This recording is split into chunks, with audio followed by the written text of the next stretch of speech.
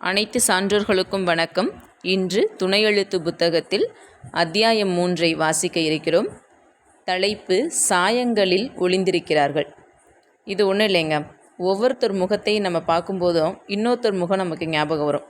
நீ பாட்டி மாதிரி இருக்க, தாத்தா மாதிரி இருக்க, உன்னை பார்த்தா அவங்கள மாதிரி இருக்க, இந்த மாதிரிலாம் நமக்கு தோணும் இல்லையா? இதை வச்சே ஒரு அத்தியாயம் எழுதியிருக்கிறாரு. அதே போல் ஒவ்வொரு வடுக்களும் ஒவ்வொரு காயமும் நமக்கு ஒரு நிகழ்வுகளை ஞாபகப்படுத்தும். சைக்கிளில் அடிபட்டு தழும்பு வந்தது, ஏதோ ஒரு ஃப்ரெண்டு நம்ம மேலே கல்லை வெட்டி எரிஞ்சு அது மூலமாக காயம் வந்திருக்கிறது. இது போல் ஒரு காயம் இந்த ஆசிரியருக்கும் ஏற்பட்டிருக்கு.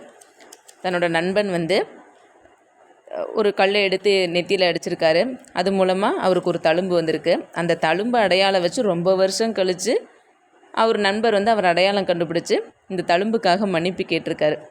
இது அவரை ஒரு கட்டுரையை எழுத வைக்கிறதுக்கு காரணமாக இருந்திருக்கு. அந்த தழும்பை தடவி பார்த்துக்கிட்டே நினச்சிட்ருக்காரு, ஒவ்வொரு காயத்துக்குள்ளேயும் ஒவ்வொருத்தரும் ஒளிஞ்சிட்ருக்காங்களோ, இந்த காயந்தான் என் நண்பனை என்னை ஞாபகப்படுத்திகிட்டே இருந்துச்சோ இப்படின்னு ஒவ்வொன்றையும் அவர் அசை போடுறாரு. அதையே ஒரு கட்டுரையாக எழுதுகிறாரு. ரொம்ப இன்ட்ரெஸ்டிங்கான ஒரு அத்தியாயம் இது. இது அப்படியே நேரடியாக நான் படிக்கிறேன், கேளுங்க. சாயங்களில் ஒளிந்திருக்கிறார்கள். உங்கள் முகத்தை நீங்கள் கண்ணாடியில் பார்க்கும்போது நீங்கள் மட்டும் தெரிகிறீர்களா? அது நிஜமில்லை. நம்ப மறுக்கிறீர்களா? ஒவ்வொருவரின் முகத்திலும் உங்கள் குடும்பத்தில் உள்ள எவரின் ஜாடையோ அங்க அமைப்புகளோ புதைந்திருக்கின்றன. நீங்கள் தூங்கும்போது யாரையோ நினைவுபடுத்தி தூங்குகிறீர்கள். உங்களைப் போலவே கால்களை மடக்கிக் கொண்டோ குப்புறப்படுத்து கொண்டோ உறங்குபவர் உங்கள் மூதாதையர்களில் ஒருவர் இருக்கக்கூடும். இதுபோலவே நீங்கள் சாப்பிடும் பழக்கம், உங்கள் சிரிப்பு, உங்கள் கோபம், உங்களது பேச்சு, இப்படி ஒவ்வொன்றிலும் வீட்டின் இரத்த சாயல் ஓடிக்கொண்டிருக்கிறது. அதிலும் பெண்ணாக இருந்தால் சந்தோஷத்திலும் கோபத்திலும் தாயின் சகோதரிகளின் ஜாடை மிளர்வதை காண முடியும். எந்த முகமும் தனித்துவமானது அல்ல, அது ஏதோ ஒன்றின் சாயலை கொண்டிருக்கிறது. யாருடைய சாயல் என்று உங்களுக்கு பரிச்சயமில்லாமல் இருக்கக்கூடும். ஒரு குடும்ப நிகழ்வில் எவரோ ஒருவர் உங்களது கண்கள் தாத்தாவின் கண்களைப் போலவே இருப்பதாக அடையாளம் சொல்லும்போது நீங்கள் காலத்தின் பின் போய்விடுவதை உணர்ந்திருக்கிறீர்களா? ரஷ்ய கதையாசிரியர் ஆண்டன் செக்கோவின் கதையொன்றில் ஒரு பெண் எப்போதும் ஒரு அலங்கார சித்திரமுள்ள வட்ட வடிவ கண்ணாடியை கையில் வைத்து கொண்டே இருப்பாள். அவள் உறங்கும்போது கூட அந்த கண்ணாடி தலையணையின் அடியிலேயே இருக்கும். அதை வேறு எவரும் பார்ப்பதற்கு அவள் அனுமதிப்பதே இல்லை. வயது அதிகமாக அதிகமாக அவள் தனிமையில் எப்போதும் கண்ணாடியை பார்த்தபடியே எதையோ யோசனை செய்து கொண்டிருப்பாள். முதுமை அவள் கூந்தலை நரைக்கச் செய்தது. உடல் பலவீனமாகி படுக்கையில் வீழ்ந்தாள். அப்போதும் அவள் கைகளில் இருந்த கண்ணாடி அகலவே இல்லை. ஒரு நாள் உறக்கத்திலேயே இறந்து போயிருந்தாள். வீட்டில் இருந்த அவளது வேலைக்காரிகளில் ஒருத்தி ஒரு முறையாவது அந்த வட்ட கண்ணாடியில் தனது முகத்தை பார்க்க வேண்டும் என இரகசிய ஆசை கொண்டிருந்தாள். இறந்து போன எஜமானியின் படுக்கையில் இருந்த கண்ணாடியை எடுத்து தனது முகத்தை பார்த்தபோது ஆச்சரியமாக இருந்தது. காரணம், அந்த கண்ணாடி காண்பவர்கள் எந்த வயதில் இருந்தாலும் அவர்களது இளமை காலத்தின் வனப்பான தோற்றத்தை மட்டுமே காட்டக்கூடியதாக இருந்தது. வேலைக்காரியால் நம்பவே முடியவில்லை. தனது எஜமானனை அழைத்து காட்டினாள். அவனுக்கும் இளமையான தோற்றமே கண்ணாடியில் தெரிந்தது. இத்தனை காலம் தன் மனைவி இளமை காலத்தின் வனப்புமிக்க முகத்தை மட்டுமே பார்த்து கொண்டிருந்திருக்கிறாள் என்பது ஆச்சரியமாக இருந்தது. அதே நேரம் வேதனையாகவும் இருந்தது. இந்த கதை எழுதப்பட்டு நூற்றாண்டுகளை கடந்துவிட்ட போதும் இன்றும் மனதின் அடி ஆழத்தில் புதைந்துள்ள ஆசையின் வெளி வடிவமாகவே உள்ளது. நாம் கடந்து செல்லும் முகங்களின் வழியாக யார் யாருடைய சாயலையோ நினைவுபடுத்திக் கொள்கிறோம். சில தெய்வங்கள் கூட பரிச்சயமான ஒரு முகத்தின் சாயலையே கொண்டிருக்கின்றன. திப்பு சுல்தானின் சித்திரத்தை காணும்போது எனது தெருவில் இருந்த டெய்லர் அன்சாரியின் முகச்சாடை இருந்தது. பீத்தோவனின் காதோரத்தில் அடர்ந்துள்ள ரோமங்களை காணும்போது பள்ளியில் இருந்த பிடி மாஸ்டர் கேசவனை நினைவுபடுத்துகிறார். ஒரு முகத்தின் வழியாக இன்னொரு முகம் நினைவுக்கு வருவது சுவாரஸ்யம் இல்லையா? எதையும் நினைவுபடுத்தாத முகம் எளிதில் மறக்கப்பட்டுவிடும். சில வாரங்களுக்கு முன்பு மதுரைக்கு போவதற்காக ரயிலில் பயணம் செய்து கொண்டிருந்தேன். எதிரில் இருந்த இருக்கையில் இருந்தவன் பயணம் துவங்கும் இடத்திலிருந்து என்னை பார்த்தபடியே வந்து கொண்டிருந்தான். அவனோடு அவன் மனைவியும் பள்ளிப்பருவ மகளும் இருந்தார்கள். அவன் என்னோடு எதையோ பேச விரும்புகிறான் என்பது அவன் கண்களிலேயே தெரிந்தது. பொதுவாக பயணத்தில் ஏற்படும் சிநேகம் சில மணி நேரங்களில் உதிர்ந்துவிடக்கூடியது. பரஸ்பர தகவல்கள் பரிமாற்றங்களை மட்டுமே கொண்டது. எனக்கு அதில் பெரிய விருப்பமே இல்லை. நான் அவனுக்கு கொஞ்சமும் பரிச்சயமில்லாத போர்ச்சுகல் நாவலாசிரியரான ஜோஸ் சரமாங்கோவின் த ஸ்டோன் ராப்ட் நாவலை எடுத்து வாசிக்க துவங்கினேன். ரயில் செங்கல்பட்டை நெருங்கியதும் அவன் என்னிடம் காஃபி வேண்டுமா என்று கேட்டுவிட்டு சிரித்தான். நான் விருப்பமில்லை என்றதும் கீழே இறங்கி நின்று என்னையே பார்த்து கொண்டிருந்தான். பிறகு அவன் மனைவியிடம் என்னை காட்டி ஏதோ சொன்னான். ரயில் புறப்பட்டு வேகமெடுக்க துவங்கியது. நான் புத்தகத்தை கீழே வைத்துவிட்டு பையிலிருந்த பிஸ்கட்டை வெளியே எடுக்கும்போது அவன் என்னிடம் கேட்டான், உங்களோட இடது கண்ணில் இமைக்கு மேலாக ஒரு தழும்புள்ளதே, அது அடிபட்டதா? புரியாதவனாக ஆம் என தலையாட்டினேன். அவன் கடகடவென சொல்லத் துவங்கினான். கல்லெறிப்பட்டு ஏற்பட்ட காயம்தானே இது? இது ஏற்பட்டு 20 வருஷம் இருக்கலாம் இல்லையா? விளையாடும்போது ஏற்பட்டது தானே? அடிப்பட்ட நேரம் மதியானம் தானே?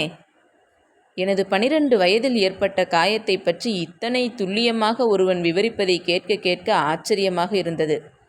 இவன் ஒருவேளை சாமுத்திரிகா லட்சணம், ஜோசியம் எதுவும் படித்தவனாயிருப்பானோ? எப்படி இதையெல்லாம் சரியாக சொல்கிறான் என திகைப்போடு பார்த்து கொண்டிருந்தேன். அவன் சிரிப்போடு சொன்னான், உன்மேல் அந்த கல்லை எரிஞ்சிட்டு ஓடின ரவியை ஞாபகம் இருக்கா? அது நான் தான்.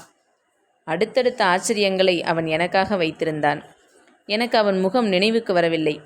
விடுமுறைக்கு பாட்டியின் ஊருக்கு போன போது அங்கே இருந்த மைதானத்தில் கால்பந்து விளையாடும் பொழுது ஏற்பட்ட சச்சரவில் விளையாடி கொண்டிருந்த ஒருவன் அருகில் கிடந்த கல்லை எடுத்து என் மீது வீசிவிட்டு ஓடியது மட்டுமே நினைவில் இருக்கிறது.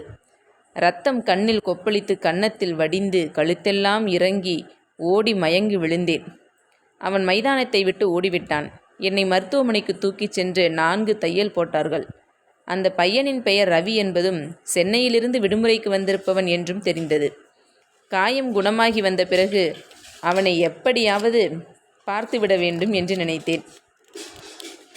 ஒரு முறையாவது அவனை அடிக்க வேண்டும் என்று பலமுறை அவன் வீட்டை சுற்றி சுற்றி வந்தேன். ஆனால் அவன் எனக்கு அடிபட்ட மறுநாளே கிளம்பி தன் ஊருக்கு போய்விட்டிருந்தான். இவ்வளவு நாட்களுக்கு பிறகு மனதில் உருவம் கூட தங்காது போய்விட்ட ரவியை திரும்ப பார்த்த பொழுது ஆச்சரியமாக இருந்தது. என் மனதில் காக்கி நிற டவுசரும் மஞ்சள் பனியனும் அணிந்த சிறுவன் ரவியின் தோற்றம் நிழலைப் போல பதிந்து போயிருக்கிறது. இப்போது என் முன் இருப்பவன் நாகரிகமாக உடைகளை அணிந்திருக்கிறான். தலைமுடி கொட்டிப்போய் கன்னங்கள் பருத்திருக்கின்றன. குள்ளமாயிருந்தான். இத்தனை நாட்களுக்கு பிறகு என்னை காயப்படுத்தியவன் எதற்காக என்னோடு பேச விரும்புகிறான் என்பது போல அவனை பார்த்து கொண்டே இருந்தேன். அவன் தன் மனைவி குழந்தையிடம் என்னை அறிமுகப்படுத்தினான். இவன் மேல் நான் தான் கல்லெறிஞ்சேன் என்று கூறினான். அவர்கள் புரியாதவர்களாக என்னை பார்த்து கொண்டிருந்தார்கள். ரவியின் மகள் என்னை வியப்போடு பார்த்தபடி அப்பாவிடம் கேட்டாள், உங்கள் கூட படித்தாராப்பா? இல்லைடா, விளையாடுறப்போ அப்போ அவர் மேலே கல்லை எறிஞ்சிட்டேன். நான் அவனது சிரிப்பை கவனித்தபடியே இருந்தேன். அவன் என்னை மறக்கவே இல்லை. இத்தனை வருடங்களுக்கு பிறகும் நினைவில் வைத்திருக்கிறான். அவனுக்கு இப்போதும் பள்ளி வயதிலிருந்த எனது முகமே நினைவில் பதிந்திருக்கிறது. ஒருவேளை அவன் பலகாலம் என் பால்ய முகத்தை அப்படியே நினைவில் புத்துரு மங்காமல் வைத்திருந்திருக்கக்கூடும். தனது விசிட்டிங் கார்டை தந்துவிட்டு என்னை அவசியம் வீட்டுக்கு வர வேண்டும் என்று அன்போடு அழைத்தான். எனக்கு அவனோடு என்ன உறவு கொள்வது என்றே தெரியவில்லை. அவன் என் விரோதி இல்லையா? அவனை அடிக்க வேண்டும் என்று எத்தனை நாட்கள் பொறுமியிருக்கிறேன். பால்ய வயதில் ஏற்படும் அவமதிப்புகள், காயங்கள் எளிதில் ஆறிவிடுவதில்லை. ஆனாலும் இன்று என் முன் அமர்ந்திருப்பவன் அன்போடும் இன்சொற்களோடும் இருக்கிறானே, இவனோடு எப்படி நடந்து கொள்வது? அவன் மிகுந்த தயக்கத்துடன் கேட்டான். அந்த வடுவை நான் தொட்டு பார்க்கலாமா? தலையாட்டினேன். அவன் விரல்கள் என் இமையை ஒட்டியிருந்த வடுவை மெதுவாக தொட்டு பார்த்தன. அதை தடவியபடியே கேட்டான், ரொம்ப ஆழமாக காயம் பட்டுருச்சு இல்லையா? வலிச்சதா? ரத்தம் ரொம்ப கொட்டிருச்சா? ஆச்சரியமாக இருந்தது. எதற்காக அவன் என் நெற்றியிலிருந்த காயத்தை தொட்டு பார்க்க ஆசைப்பட்டான்? தொடும் பொழுது அவன் கண்கள் என்னை நிமிர்ந்து பார்க்க தயங்கியது எதற்காக? அவன் என் காயத்தை தெரிந்து கொள்வதில் என்ன நடந்துவிடப் போகிறது? இப்போது ஒரு நிமிஷத்தின் முன்பாக அடிபட்ட காயத்தை பற்றி விசாரிப்பதைப் போல அவன் ஒவ்வொன்றாக கேட்டுக்கொண்டே இருந்தான். நான் பதிலேதும் பேசவில்லை. அவன் மௌனமாக தன் கையை வடிவிலிருந்து எடுத்துவிட்டு சொன்னான், சாரிடா. எனக்கு அவனை பார்க்க வியப்பாக இருந்தது. அவன் தன் பால்ய நாட்களை கடந்து வரவே இல்லை. அவனுக்குள் இப்போதும் இரத்தம் வடிந்த அந்த மதியமும் வீட்டுக்கு ஓடி பதுங்கிக் கொண்டு வீட்டாரிடம் அடிவாங்கிய நாளும் அப்படியே நுனிகூட கசங்காமல் புதுசாக இருந்தது.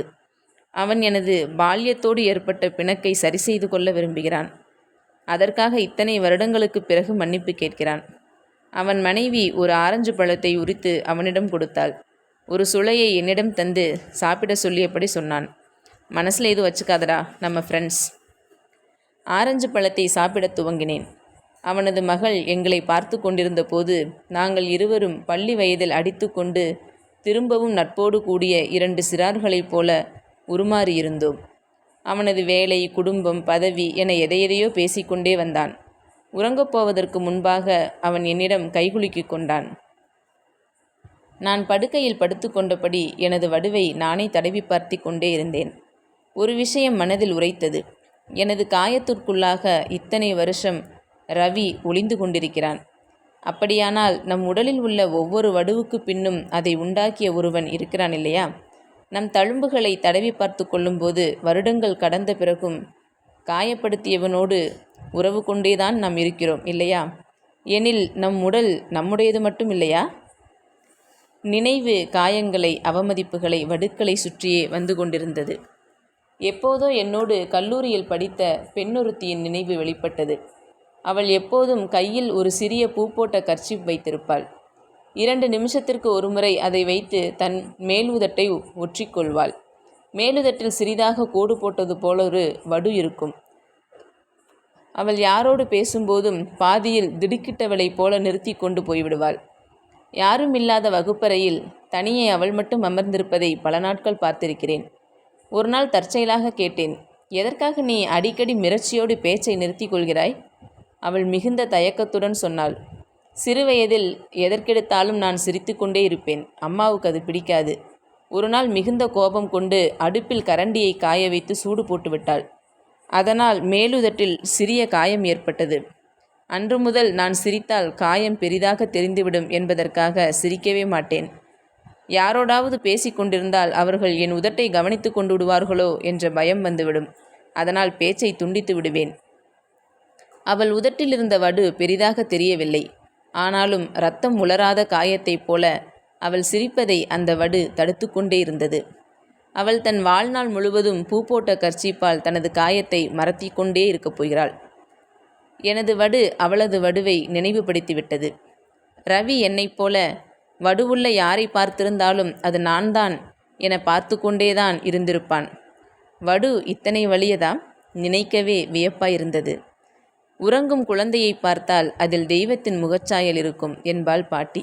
நான் உறங்கும் குழந்தையை பார்த்திருக்கிறேன். அதில் சாந்தம் ததும்பியிருக்கும். உறக்கத்திலும் கலையாத புன்னகை கொண்டிருக்கும். எனில் சாந்தமும் கலையாத புன்னகையும் தான் கடவுள் இல்லையா? உறக்கத்தில் நான் யாரை போல் இருக்கிறேன் என எனக்கு தெரியாது. எனக்கு தெரியாத என் தூக்கத்தை காண்பதற்கு ஆசையாகத்தான் இருக்கிறது. சாத்தியமாகுமா? நன்றி நண்பர்களே. இந்த அத்தியாயத்தை நீங்களும் மகிழ்ச்சியாக கேட்டிருப்பீங்கன்னு நினைக்கிறேன். உங்களுக்குள்ளேயும் உங்களோட வடுக்களை பற்றின சிந்தனையை இந்த அத்தியாயம் தூண்டியிருக்கும் நம்புகிறேன். நன்றி நண்பர்களே.